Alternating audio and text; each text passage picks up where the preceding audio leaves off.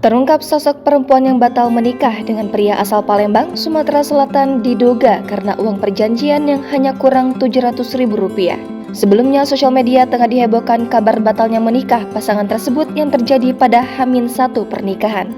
Dari informasi beredar di sosial media, pria bernama Anjas harus menerima kenyataan pahit batal menikah dengan calon istrinya karena uang perjanjian yang hanya kurang Rp700.000. Anjas rencananya akan menikah pada 18 Desember 2022, namun batal pada 17 Desember malam.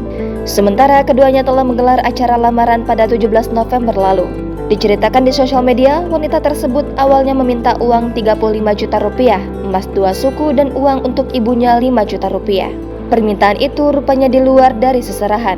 Atas kehebohan yang sedang viral ini, Tribun Sumsel lantas menelusuri sebuah akun Facebook @noviroha yang diduga masih memiliki hubungan keluarga dengan si calon mempelai wanita.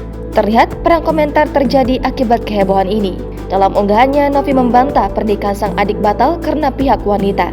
Menanggapi itu, akun Facebook bernama @elsawandarianti diduga kakak si pria akhirnya angkat bicara dan menyerbu kolom komentar kakak si wanita. Elsa mengirim sebuah tangkapan layar yang diduga dari tetangga si wanita yang menyebutkan bahwa sosok DN hanya memanfaatkan Anjas. Sosok diduga tetangga itu menyebutkan bahwa setelah lamaran pihak calon mempelai wanita membeli motor baru.